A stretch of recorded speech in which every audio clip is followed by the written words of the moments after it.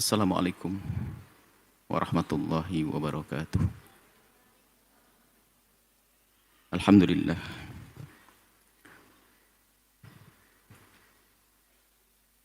Nahmaduhu subhanahu wa ta'ala hamdan yuafi ni'amahu wa yukafi mazidah. Ya Rabbana lakal hamdu kama yanbaghi li jalali wajhika wa 'azimi sultanik. Subhanaka la nuhsi thana'an 'alaika anta kama athnaita 'ala nafsik falakal hamdu wa lakal syukru 'ala dhalik. Allahumma salli wa sallim ala habibina sayyidina Muhammad wa ala alihi wa ashabihi wa tabi'ina lahum bi ihsanin ila yaumiddin. Allahumma ya Rabbana alimna ta'wila wa fakihna fid din. A'inna ya Rabbana ala fahmi kitabik wal amal bih wakhsurna yawmal qiyamati ma'a zumrati ahli al-Quran wa ma'a habibika sayyidina Muhammad. Urzuqna ya Rabbana taubata qabla al-maut wa syahadata 'inda al-maut wal jannata ba'da al-maut. Amma ba'du. Yang sangat kami cintai, kami muliakan para perindu ridha Allah, para pecinta Al-Quran, para pecinta baginda Nabi Muhammad sallallahu alaihi wasallam. Alhamdulillah kita bisa bergabung kembali bersama-sama untuk mentadabburi firman-firman Allah Subhanahu wa taala. Kita masih di surat An-Nahl dan kita sudah sampai kepada ayat yang ke-39. A'udzubillahi minasyaitonir rajim.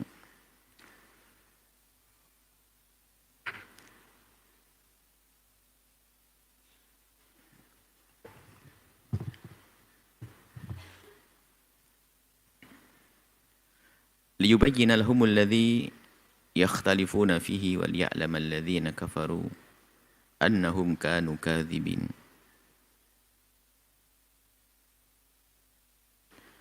Sebelumnya adalah disebut tentang ba'ats, yaitu hari dibangkitkannya manusia, yaitu di saat ditiupkannya trompet yang kedua.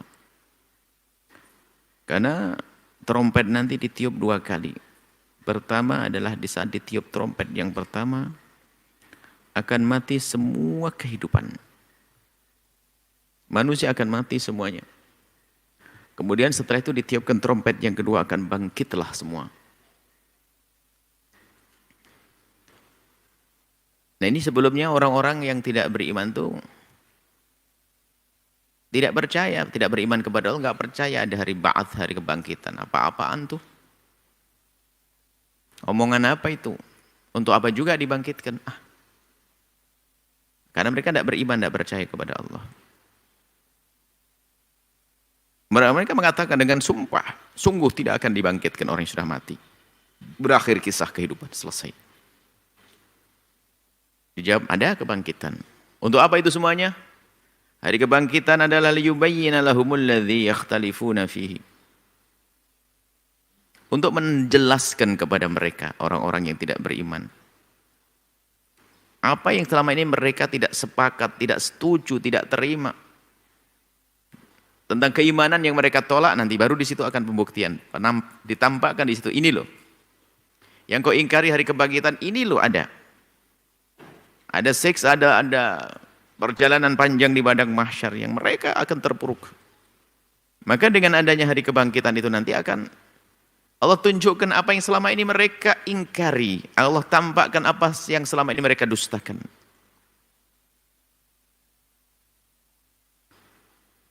Waliya'lamal ladzina kafaru annahum kanu kadzibin. Sebetulnya untuk memberitahu kepada mereka bahwasanya mereka agar sadar kalau mereka itu berdusta, orang-orang kafir itu. Dengan dusta mereka, oh ya aku yang nggak benar di dunia, aku yang tidak baik, aku yang salah.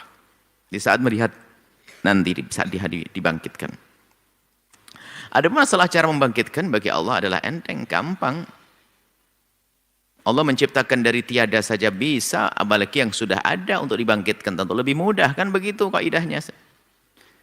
Jika Allah menciptakan kita dari tidak ada menjadi ada, lalu kita yang sudah ada hanya berubah saja, hancur bersama bumi untuk diadakan lagi, begitu mudah bagi Allah. Innama qauluna li syai'in,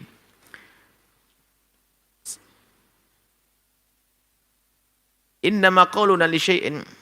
Sesungguhnya terhadap sesuatu idza aradnahu yang aku kehendaki keberadaannya.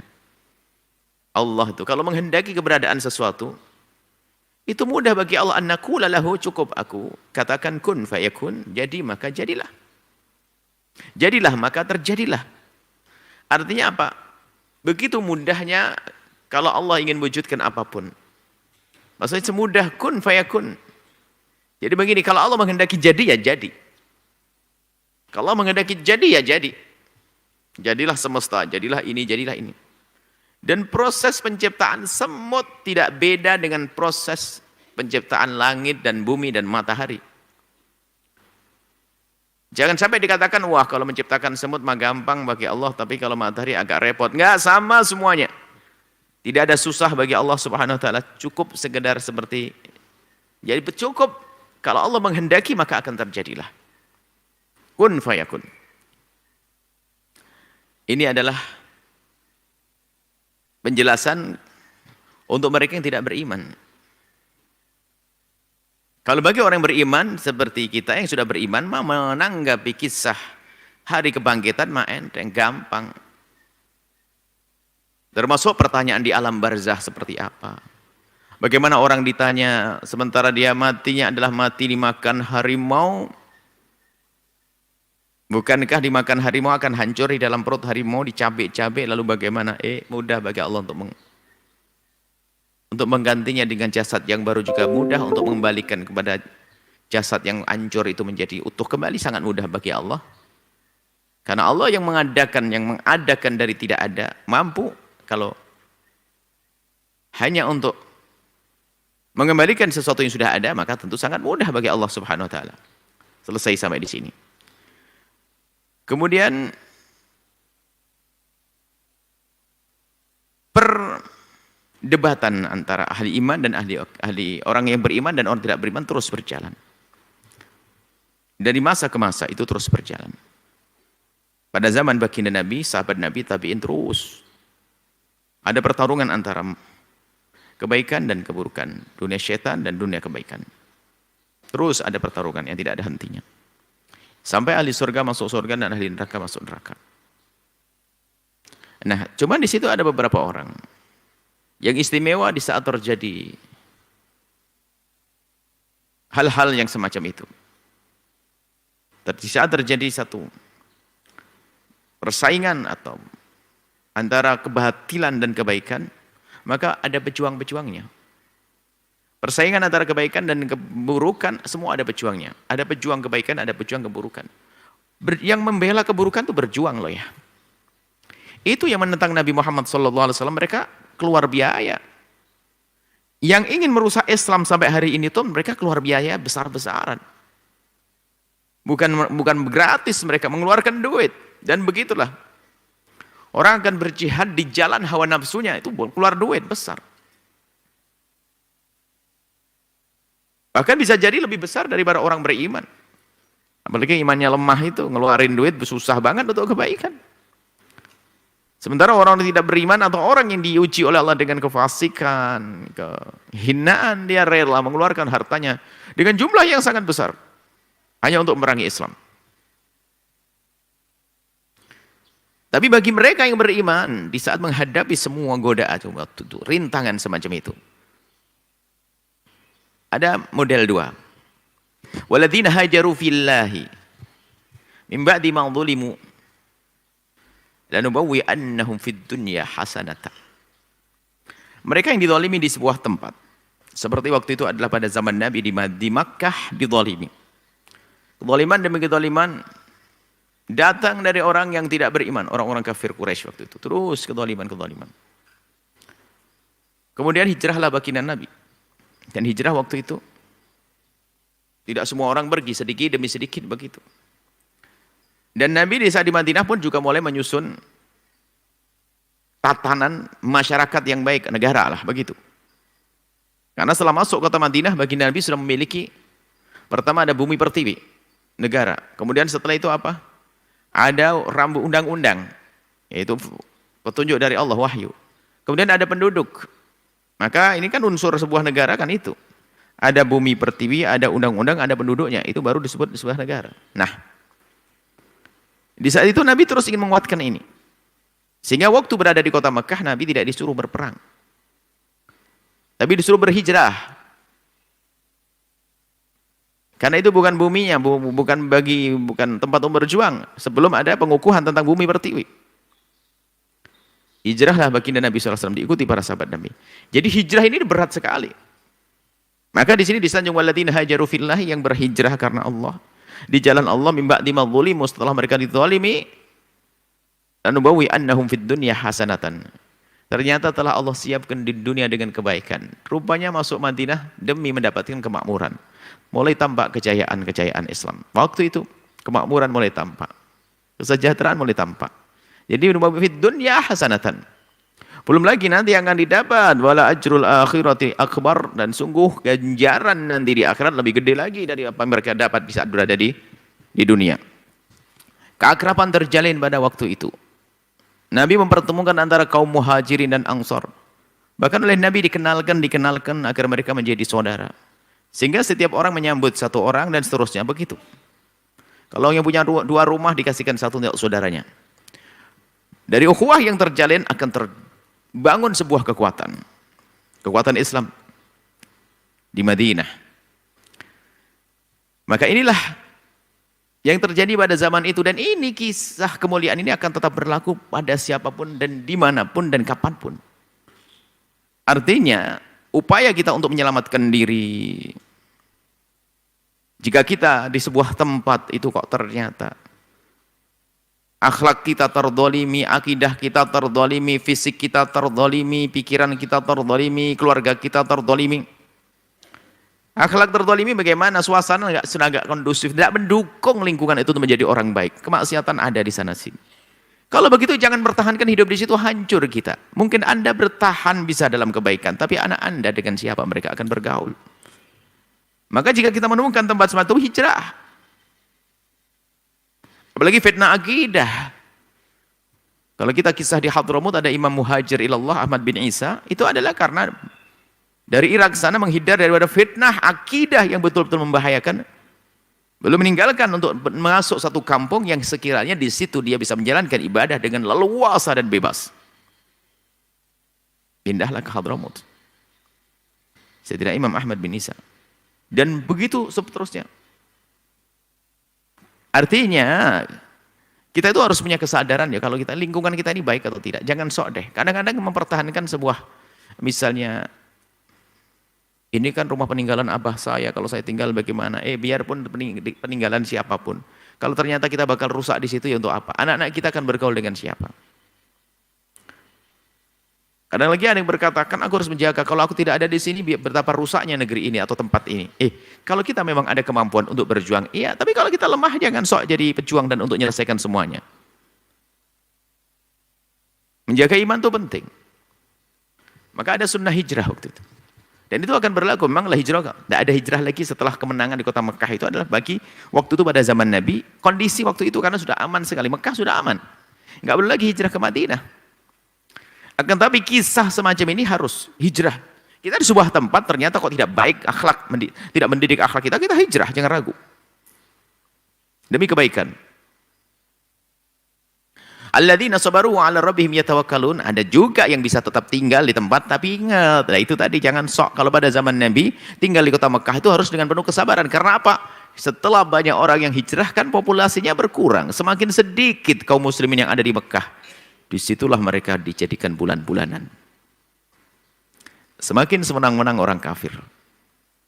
Tapi lihat yang bertahan di situ dan tetap menjaga keimanannya, maka alladzina sabaru,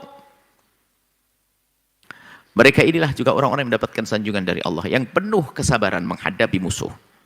Wa 'ala rabbihim yatawakkalun, dan kepada Tuhan mereka berserah diri. Dalam keadaan tergenjat, terdesak, tersiksa pun mereka masih ingat Allah, bahkan menyerahkan urusannya kepada Allah. Nah ini kalau orang semacam ini nggak ada masalah, karena dia punya kekuatan. Karena ada nilai tawakal, ada ketawakalan dalam hatinya yang sesungguhnya.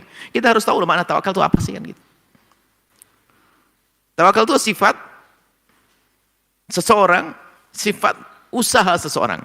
Jadi setelah seseorang berusaha, terus kemudian setelah itu Dia bertawakal dong kepada Allah. Bukan tawakal itu orang yang tidak berusaha. Bagaimana tidak ada usaha dikatakan tawakal? Iqil fatawakal. Gambarannya ikan dulu ontamu baru tawakal kepada Allah. Kunci mobil baru tawakal. Pintu rumah dikunci baru tawakal. Hati-hati kalau jalan di pinggir ya, toleh kiri, toleh kanan baru tawakal.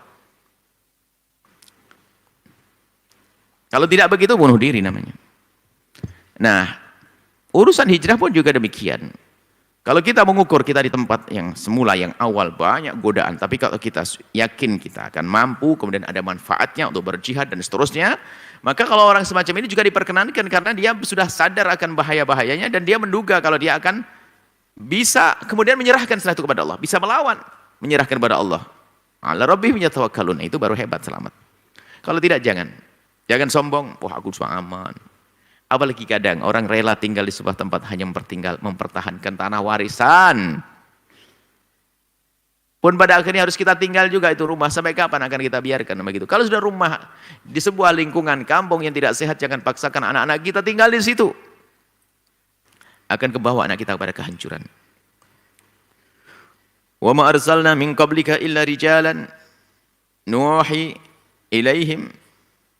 Dan kami di sini Allah tidak mengutus sebelum wahai Nabi Muhammad illa rijalan, kecuali laki-laki dari manusia, nuhi ilahim, yang kami beri wahyu kepada mereka. Ayat ini menunjukkan bahwasanya Nabi itu semua adalah laki-laki, tidak ada perempuan. Utusan adalah laki-laki, tidak ada perempuan. Ini bukan merendahkan wanita, nggak ada perendahan di sini. Begitulah yang Allah berlakukan, karena wadhifah, suatu tugas besar, maka berat, maka Allah berikan kepada laki-laki. Fas'alu ala dzikri in kuntum la ta'lamun. Nah, Allah itu mengutus utusan dari kaum laki-laki pada sebelum Nabi Muhammad. Kemudian Nabi Muhammad diutus. Nabi Muhammad diutuslah. Di saat Nabi Muhammad diutus, maka Nabi Muhammad itu utusan Allah. Kalau utusan Allah itu yang lebih tahu dong tentang apa yang maslahat untuk kita. Kalau kita meyakini bahwasanya Nabi Muhammad itu utusan Allah, mendapatkan wahyu dari Allah, maka semua yang dibawa oleh baginda Nabi adalah wahyu dari Allah yang lebih tahu tentang keadaan kita.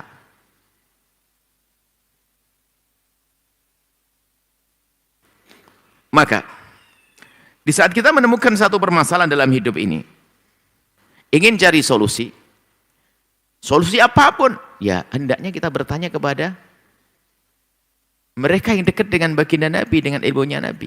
Orang yang tahu tentang hukum, tentang apapun. Maka fasalu ala dzikri in kuntum la ta'lamun. Jika kalian tidak mengetahui sesuatu, maka bertanyalah kepada ahlinya kalau tidak tahu. Ini sebetulnya fasalu ala dzikri in kuntum la ta'lamun, ini kaidah dalam kita belajar loh ya. Kalau ingin belajar ilmu agama itu kemana kira-kira? Ya kepada ustadz yang sudah mumpuni dong ilmunya. Dan terbukti dia belajar dong, kan begitu. Kalau tidak akan salah, sekarang ada orang belajar agama tidak pakai guru, karena begitu mudahnya dunia internet, rancu, nggak akan masuk. Karena guru itu di saat memberikan pelajaran kepada murid itu adalah dengan cara tadarruj, ada step by step, sedikit, ada urutan-urutannya. Tidak langsung diajari sesuatu yang besar begitu, sedikit demi sedikit. Itu guru. Belajar iman kepada Allah dulu dimatangkan. Langsung lalu 50 pembahasan. Dia nggak nyambung. Maka kalau ingin tahu, fas'alu ahla dzikri in kuntum la ta'lamun. Tanyakan kepada ulama kalau tidak tahu tentang hukum. Mereka akan, sekarang nggak tanyanya asal, nggak tahu ulama atau bukan itu. Sebab media sosial orang bisa saja masyhur, terkenal, biarpun bukan atas dasar ilmu.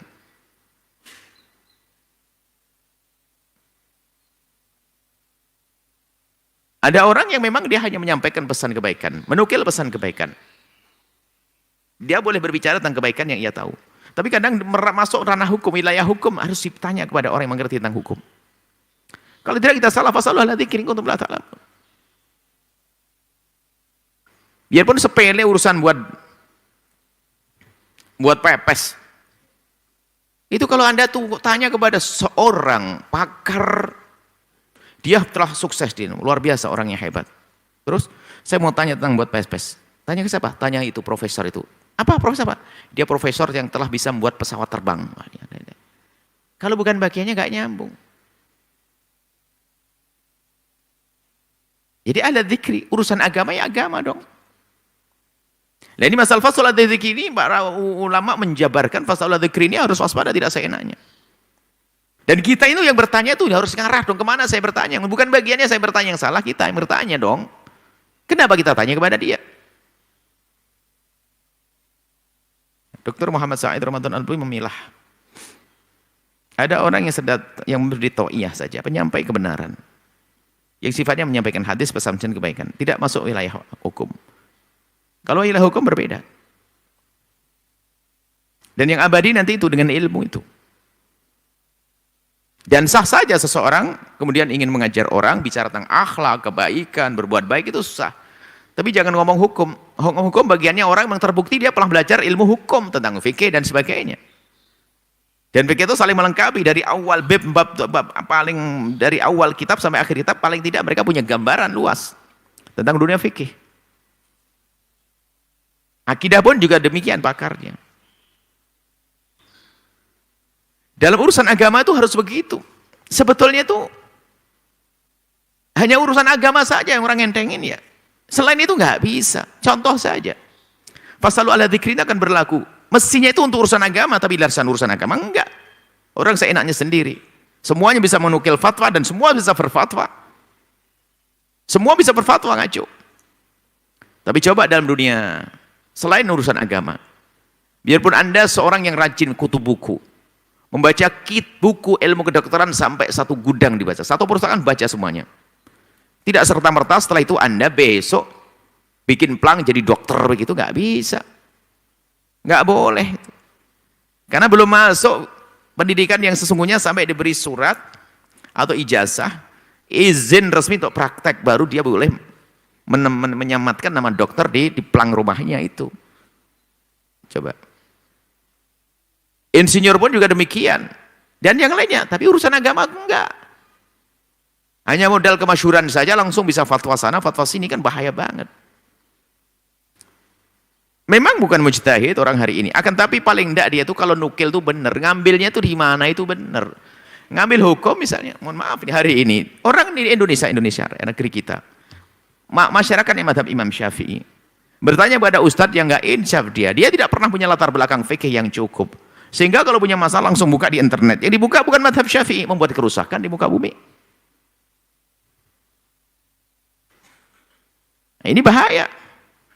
Karena tidak menggunakan fasalu ahli dzikri kuntum la ta'lamun. Kalau bukan bagiannya maka bukan ahli dzikri.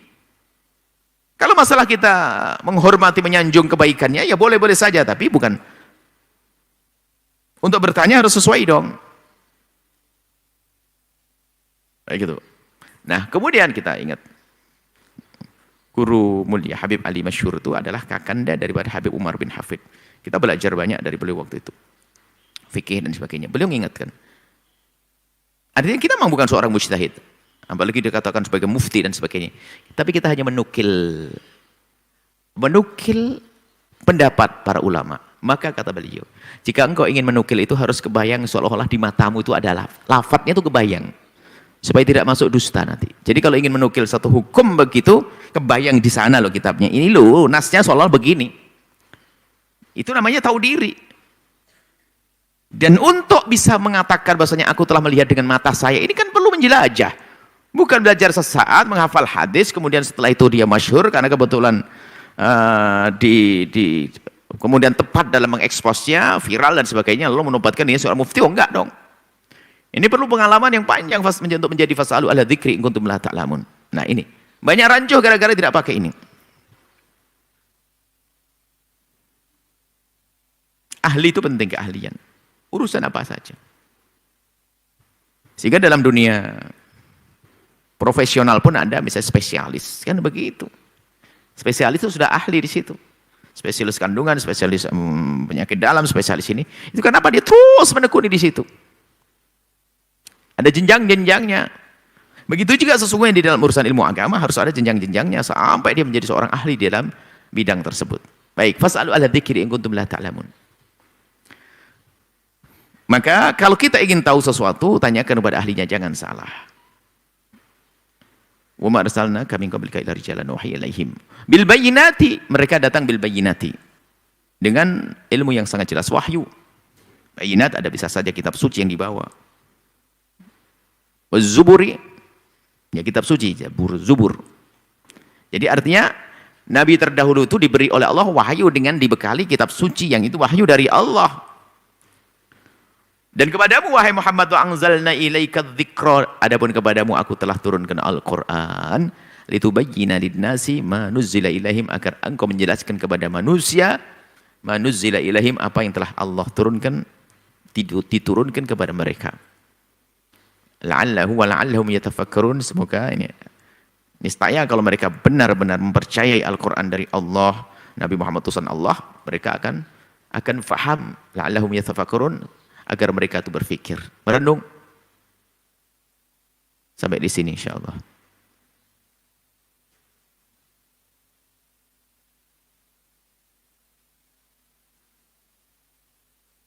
Semoga Allah memberikan kepada kita pemahaman yang benar, beri ilmu yang manfaat. Wallahu a'lam bissawab. Syukran jazilan kami haturkan kepada guru kita tercinta Buya Yahya. Semoga apa yang beliau sampaikan dapat bermanfaat dan dapat kita amalkan dalam kehidupan kita sehari-hari. Amin amin ya rabbal alamin. Baik para hadirin pemirsa Al-Bahjah TV dan mendengar setia radioku dimanapun Anda berada. Selanjutnya kita masuki segmen tanya jawab, dan seperti biasa kami akan memberikan kesempatan kepada para pemirsa dan pendengar. Bagi Anda yang ingin bertanya langsung kepada guru kita tercinta Buya Yahya, Anda dapat menghubungi nomor interaktif 0823 4071 3338. Kami ulangi 0823 4071 3338. Baik Buya, sambil menunggu penelpon yang masuk, terlebih dahulu kami akan bacakan pertanyaan yang datangnya dari media sosial. Pertanyaan pertama Buya. Assalamualaikum Buya. Waalaikumsalam warahmatullahi wabarakatuh. Buya, saya mau tanya terkait tradisi bahwa bayi dan ibu yang baru melahirkan, apakah memang tidak boleh keluar rumah sebelum 40 hari? Terima kasih Buya atas jawabannya. Tidak ada larangan, juga tidak ada perintah dalam syariat. Nggak ada urusan dengan agama itu.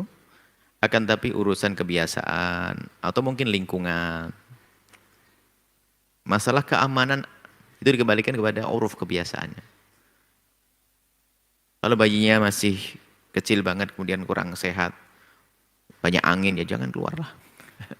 Banyak angin, nanti masuk angin. Jadi nggak ada larangan semacam itu. Mau keluar, bagaimana keluar nggak boleh keinginan. Kadang-kadang pengen suasana, ibunya pengen suasana. Boleh nggak ada, jadi nggak ada larangan yang semacam itu, juga nggak ada perintah semacam itu. Jadi biasa itu.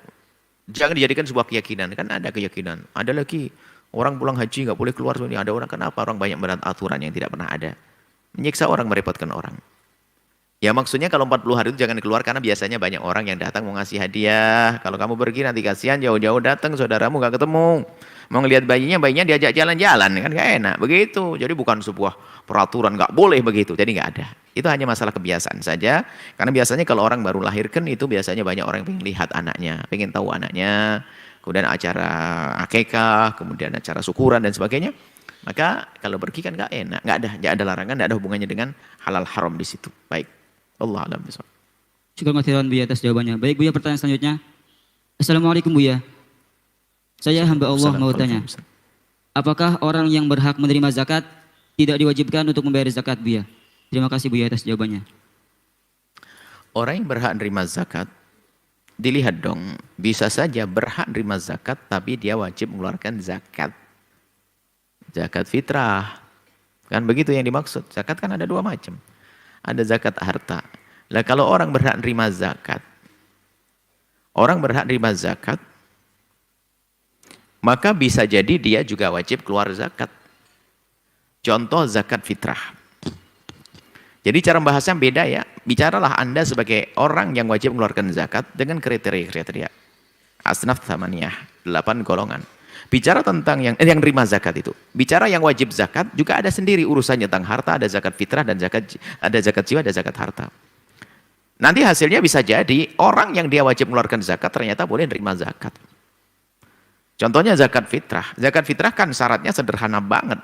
Biarpun dia menerima zakat, maka dia wajib mengeluarkan zakat asalkan di hari raya tersebut dia mempunyai sesuatu yang lebih dari kebutuhan pokoknya di hari itu. Selagi dia mempunyai kebutuhan, mempunyai kebutuhan, sesuatu yang mencukupi kebutuhannya di hari itu, maka dia dianggap kaya di hari raya. Maka dia wajib mengeluarkan zakat fitrah. Zakat mal pun juga bisa jadi orang berhak menerima zakat, tapi dia wajib mengeluarkan zakat. Contoh dalam mazhab Syafi'i, orang yang berperang di medan laga yang sukarela, dia berhak nerima zakat. Berhak nerima zakat. Amil zakat yang resmi, bukan amil-amilan yang ditegakkan oleh kelompok-kelompok tertentu. Amil itu akan harus restu dari negara. Amil zakat yang sesungguhnya dia berhak nerima zakat, biarpun dia kaya. Artinya apa? Sisi lain dia mungkin mengeluarkan zakat ratusan juta. Cuman dia satu menjadi amil zakat, dia berhak nerima zakat. Apakah masalah dia nerima atau nerima, urusan lain. Yang jelas dia berhak nerima zakat. Sehingga nerima zakat karena haknya dia. Kemudian setelah itu, ya sudah miliknya dia. Seorang amil zakat. Seorang yang berperang di medan laga bisa saja, biarpun dia punya kekayaan, wah tokonya gede, lagi ngeluarin zakat dia. Tapi dia sebagai seorang perang di jalan Allah, dia bisa diambilkan alat perangnya dari zakat dan nerima zakat untuk alat perangnya. Sah, boleh. Atau dia seorang ibnu sabil yang terhenti di pinggir jalan. Orang kaya raya dia, tak taunya orang kaya zaman sekarang mah gampang kan, ada ATM, ada macam-macam. Orang kaya zaman dulu deh, perjalanan dari kota ke kota itu adalah pakai jalan kaki atau mungkin pakai kuda, pakai delman begitu. Tak taunya di tengah jalan dirampok. Kehabisan bekal dia. Mampir ke perkampungan, tolong Pak bekali saya akan lanjutkan perjalanan, saya nggak ada duit, nggak ada apa. Akhirnya orang ke sana situ adalah, wah ini orang ibnu sabil, orang yang terputus di perjalanan, gak punya bekal. Biarpun di rumahnya dia kaya raya, maka dia berhak menerima zakat. Pas dia menerima zakat rupanya, anak buahnya di kotanya sana tuh ngitung zakat, boleh. Ya itu jadi beda. Jadi tolong, bahasanya beda-beda. Bukan setiap yang berhak menerima zakat langsung tidak wajib zakat, enggak dong. Atau yang menerima zakat tidak wajib zakat, enggak. Atau yang wajib zakat nggak boleh terima zakat? Enggak ada. Jadi beda masalah itu ya, tolong dibedakan masalah-masalah semacam ini. Dan masih banyak lagi. Tentang apa lagi ada apa asnaf athamaniyah yang 8 itu, dirinci tidak semuanya. Kalau fakir miskin ya nggak wajib zakat, dia nggak punya apa-apa kok, fakir miskin nggak wajib zakat, tapi boleh terima zakat fitrah dia. Tapi wajib keluar zakat fitrah. Kita terima zakat fitrah fakir miskin, karena fakir miskin, maka bisa jadi dia wajib zakat fitrah. Karena apa? Kaya dalam zakat fitrah itu standarnya beda dengan kaya urusan zakat harta. Kaya zakat fitrah pokoknya yang dia punya makanan lebih yang dimakan di hari itu dan kebutuhan-kebutuhan hari itu, maka dia wajib mengeluarkan zakat. Zakat fitrah. Wallahu a'lam bissawab. Syukur